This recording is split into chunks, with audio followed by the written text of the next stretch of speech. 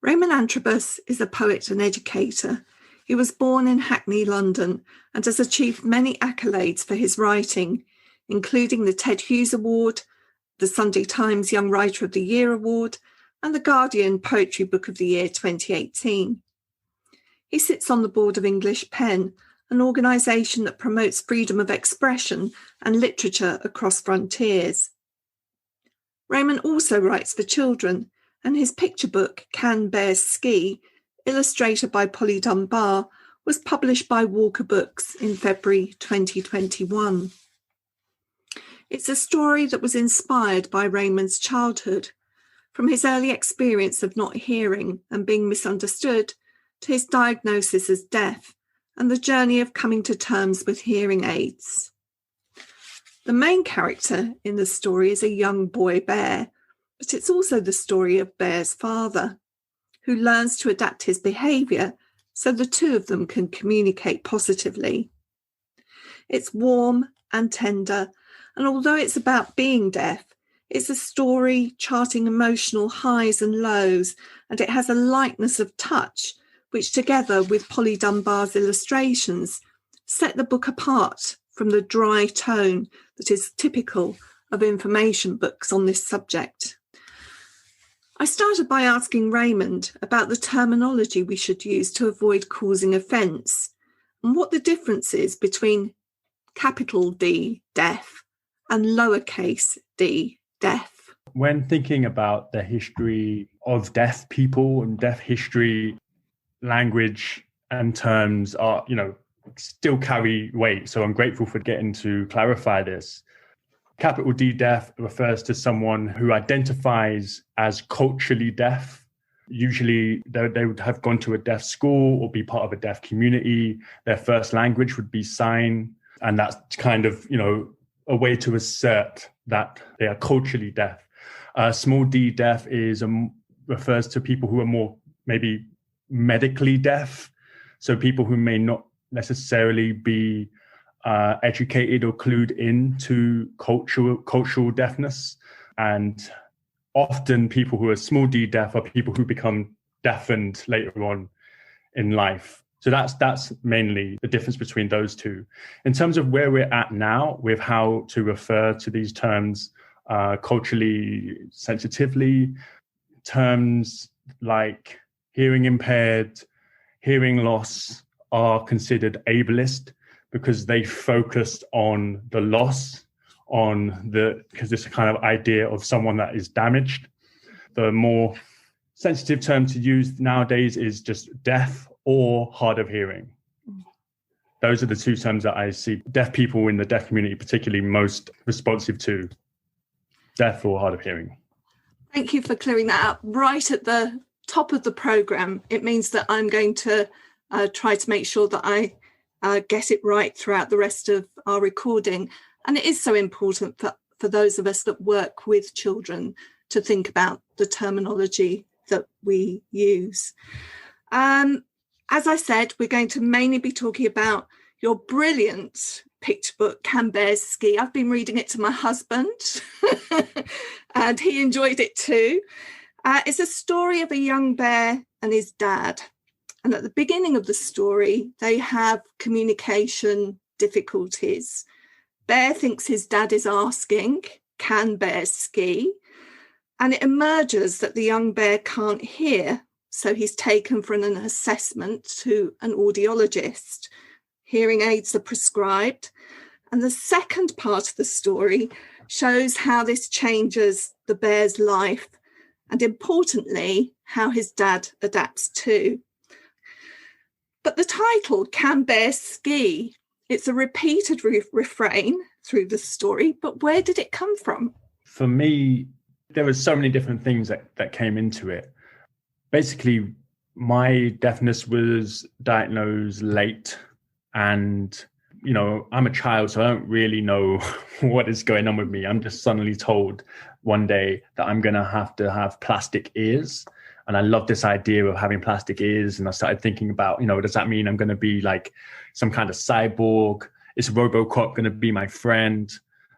And end up in, audiology clinics in the Donald Winnicott Center, which is no longer there. But the audiologist I had there said to me, you have ski slope deafness.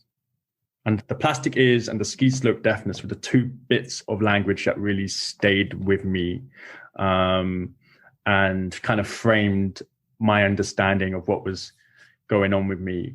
And so I remember that was a genuine kind of mishearing of me thinking about ski slope deafness. And I lip read as well. So when I'm speaking with people, I'm often piecing together. People who might not understand deafness might say, oh, you don't appear like a deaf person or whatever. But I've had a lifetime of practicing. So Kambersky was a genuine mishearing. And I know it doesn't sync up exactly syllabically with "Can you hear me?" Kambersky, but deafness is this quite elusive thing. So I can't remember if I wanted to title the book Kambersky, but that was to me that was like an important refrain and an anchor for the story. And it's a story as well that I would tell when for the last 10 years or so. I've been going into schools as a poet, so I would share this kind of anecdote version of Kambersky as a way to help students understand me and my relationship with language and my history, where I'm from, and why I want to share that with you, and how it can become, a story or a poem or some kind of creative thing. So, Raymond, one of the things that I was really interested in is the way that sound and silence recur throughout the book. And I guess the silent side of it challenged my perceptions quite a bit. Sound was very much a felt experience. And I don't think I appreciated that until fairly recently, when I attended a Fatima Al-Qadira gig at the South Bank Centre in London. And the physical sensation vibrated through my diaphragm. I almost fainted because it was so physical, the sound. So I wonder, can you tell us something about how you experience sound? And can you feel different qualities of sound other than volume? So like I said about ski slope deafness, which just means I don't hear any high-pitched sounds. I never heard birds singing. I never heard kettles whistling, any high-pitched sound. I didn't hear doorbells until I was, 7, 8. And I just remember being introduced to this whole new frequency, and then immediately being like, oh, wait, I've been responding through vibration. So the dad bear really is based on the kind of presence my dad had when he would try to wake me up in the morning. He was very heavy-footed. He had this, very deep, loud voice. So it really did, as a kid, feel to me like this kind of just changed the atmosphere of any room he was in, So the ways in which I think I've really come to explore that now as an adult is through poetry. But I have been thinking about this idea that this conversation that I've been having with some deaf friends of mine and deaf poets about this idea of sound and silence, both being kind of inventions of the hearing in this way, and how we navigate them and have to kind of introduce, in some ways, a lot of hearing people to this thing that you just mentioned about a different way to understand what sound is and who can access it and how is it useful in our culture. Because, my whole life, when I've gone into rooms, I'll test the acoustics. I'll say something very loudly.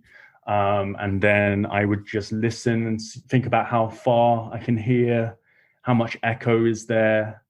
And then I try to imagine, if I'm doing like a reading or something, I think about, okay, what's this room going to be like when more people are here? Growing up, I avoided clubs and bars and big kind of social gatherings. I've always been very much kind of trying to make my interactions more one-on-one.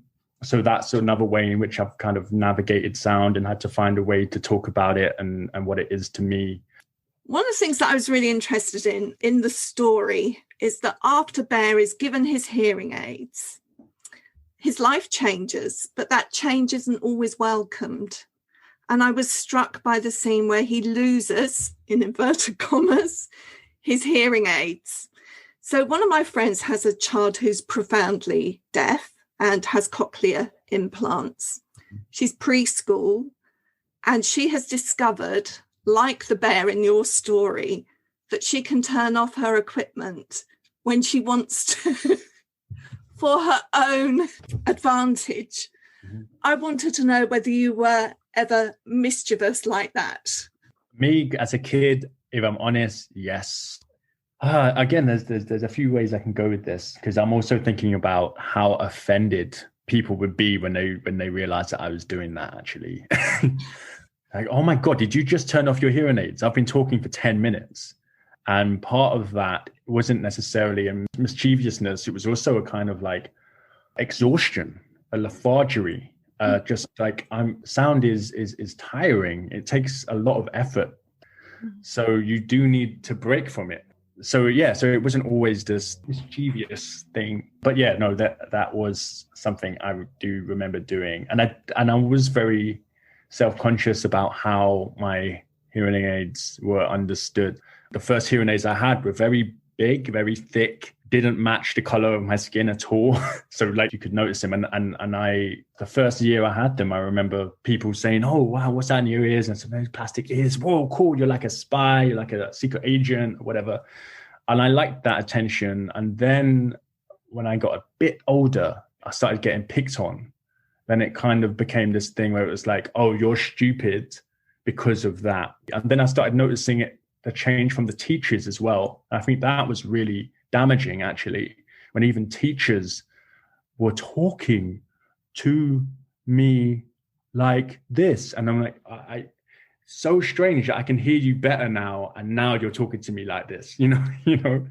So there was a real lack of deaf awareness everywhere. If I'm honest, deafness at that point was something I was very embarrassed about. I became very ashamed of, something I tried to hide. I grew my hair long so my hearing aids would be hidden. I didn't think anyone would like me or fancy me. I remember all of that.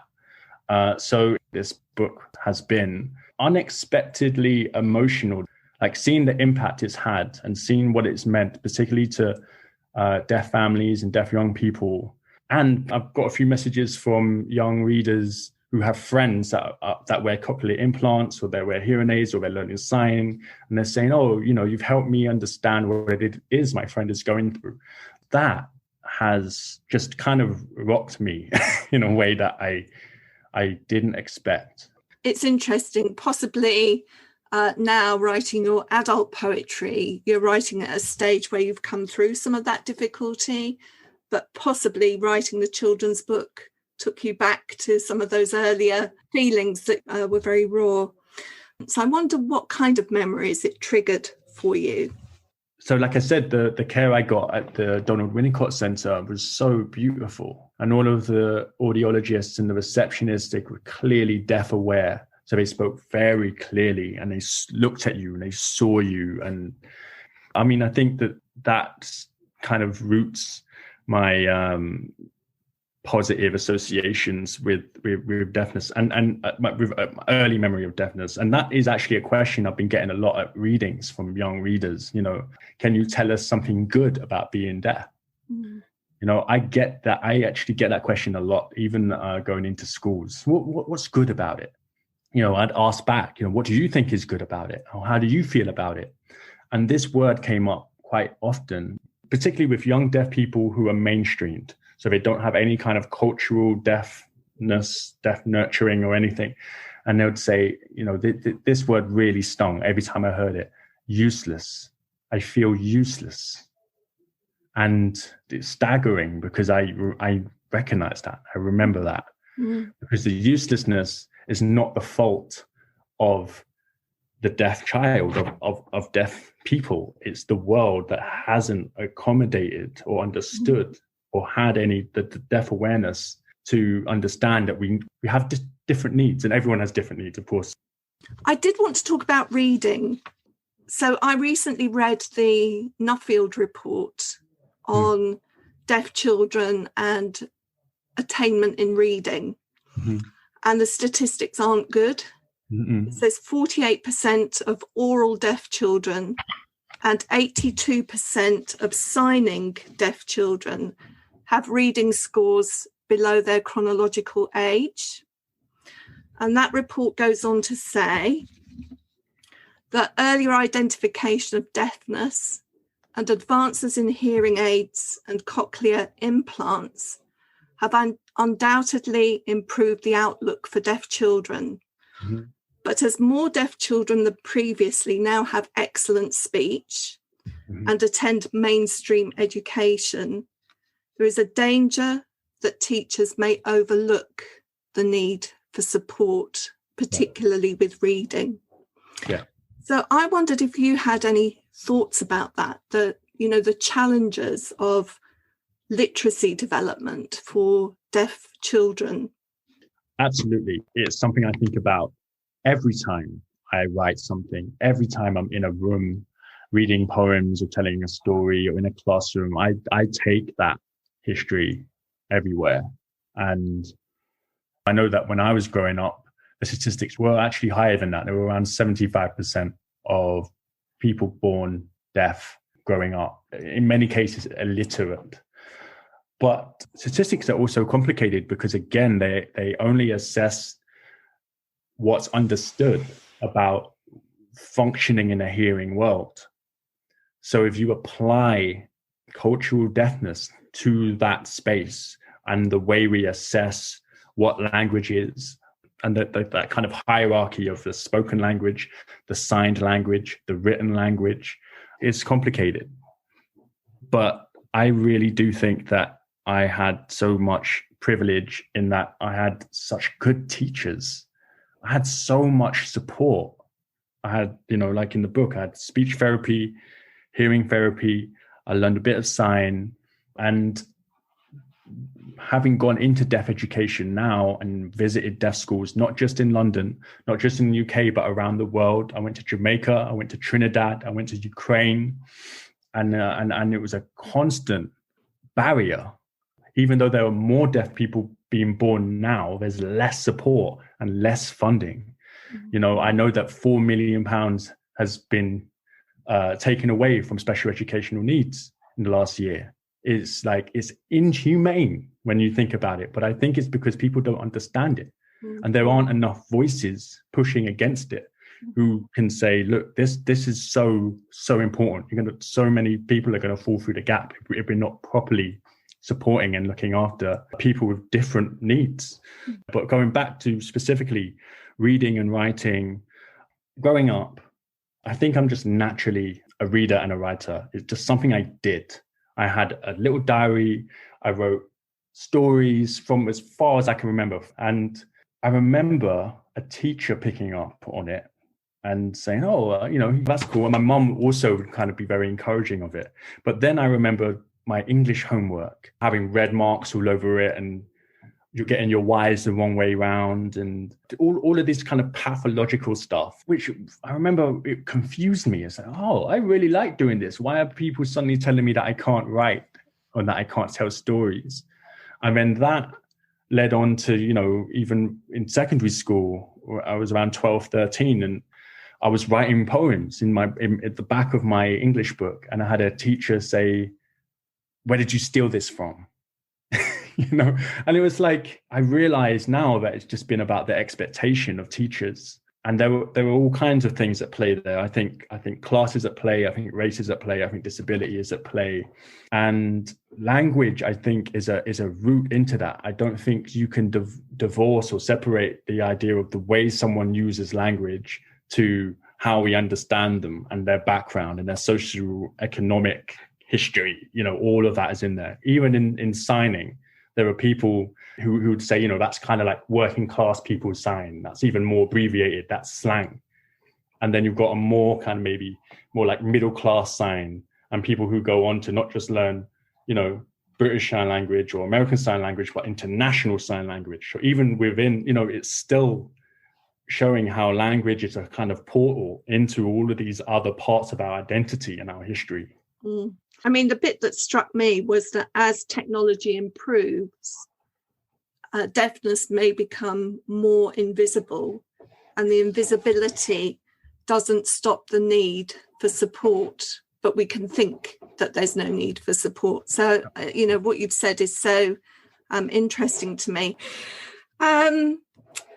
I wanted to ask you a question about your poetry, Raymond. So I've been reading your poetry collections in advance of our interview today. And I wanted to ask you, it won't be the first time you've been asked, but I wanted to ask you about your redacted poem, the Ted Hughes poem, Deaf School.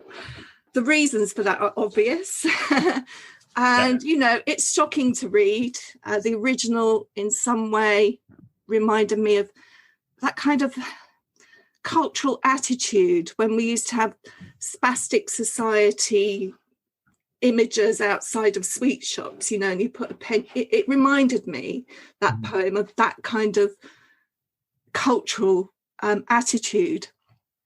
But my question is, what was your immediate response the first time you read it? Was it to strike through the poem? Was that the first emotion?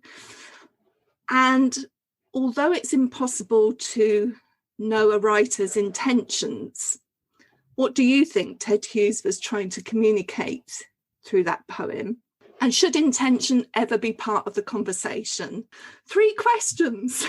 Yeah, no, great. I'm so glad you brought this up. So for listeners that don't know, Ted Hughes wrote a poem called Deaf School. It was a commissioned poem in the early 80s. Ted Hughes was asked to do his own research and find out what it's like to live without language. That was the commission. It wasn't to go into deaf schools.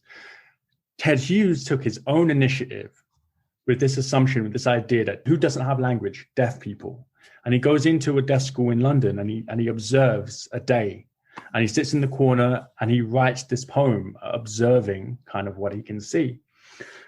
He uses language like simple pause and something about like unresponsive to vibrations of air, and this whole poem. And then he does this thing of, he uses like animal metaphors, like comparing the kids to monkeys. It's bizarre. And as a disclaimer, I would say that I am a fan of Ted Hughes. The Iron Man, I loved that book. I loved that book as a kid. Hawk in the Rain, one of the first poetry collections I read, from first poem to last poem, and was just, again, a visceral response. Didn't even understand what I'd read and just felt something from it. And so when I got to this poem, my initial response was anger, disappointment, hurt. I was triggered. But like what you just said, I was like, what are his intentions? So I had done the research and so where does this come from? So that's how I found out the backstory of the poem. And writing this book, being given the opportunity to speak to young deaf people in their classrooms, I feel now that there has been almost a complete resolve and a complete revision. It's now done a full 360. Redacting the poem, risking a lawsuit from Ted Hughes and publishing it was only 180. The full 360 was writing Can Bears Ski and going into classrooms as deaf young people and saying, this is us. Look at us, aren't we wonderful? Isn't existing funny? Isn't it an adventure? And it's unbelievable. It's like, where the hell did that confidence come from to speak that way about other people? And I think, it matters what you call a thing is a line from a poem which I often think about. It really matters what you call a thing.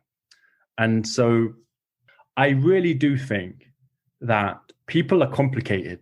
People make mistakes. In the future, I might write a terrible poem, that's about something that I just didn't realize. And someone tells me, and it's happened in the past, I've written things and someone else has had to say, listen, I'm not sure about the way you've written about this person or this character or this, you have to be mindful of when you're speaking to something which you just don't understand and you don't know about. At the same time, I really do think that this is this kind of point we're in the culture where people are very quick to shut down people who have made mistakes or people that have just kind of been really insensitive to something. I think that those are always opportunities to learn. And I think that just completely kind of blacklisting someone and saying, get out my face, is a missed opportunity to engage with how complicated love is, how complicated admiration is. Because I could have easily have just not engaged with Ted Hughes and just said, F Ted Hughes, or forget Ted Hughes. I'm never reading another poem of his again. But I engaged with it. And sure, I redacted it, but I still engaged with it. And I once showed that poem. I was in a school in Hertfordshire, in a deaf school in Hertfordshire called Knightsfield. And I had 12 deaf students in the class, and I told them this story, and I showed them the poem. I wish I had it with me now, but when I held it up, I had a student who said, oh, wait, turn the book the other way. So turn it horizontally instead of landscape. So I turn it horizontally, and he looks at it and he says, wow, that's like the audio channels on my audiologist's computer screen when he was putting in the cochlear implants. Totally unmeant gesture. But for me, that was like a real moment, because it's like, oh, look what happens when we engage with the things that are complicated, with the things that are harmful to us, and engage with them creatively and look at the experience it created in a classroom. So, it's rich, but it's complicated and murky. Such a good point. I mean, there are poets who I admire as poets and hate their politics. Ezra Pound would be one. I can admire the poet. I can't like the man. I agree. So, what I want to do is thank you so much for your time today. I think it's going to be very helpful to our listeners. I think it's going to enable us to have deep and, importantly, honest conversations. I think that will be really useful. So thank you so much. I've enjoyed it, and I've learnt a lot today as well. Thank you, Nikki. I appreciate you. In the Reading Corner is presented by Nikki Gamble and produced by Alison Hughes. If you have enjoyed this podcast, please do leave a review for us. To find out about other projects, including an audience with events and the Exploring Children's Literature Summer School, visit www.exploringchildrensliterature.uk. Join us again soon in the Reading Corner on your favourite podcast platform.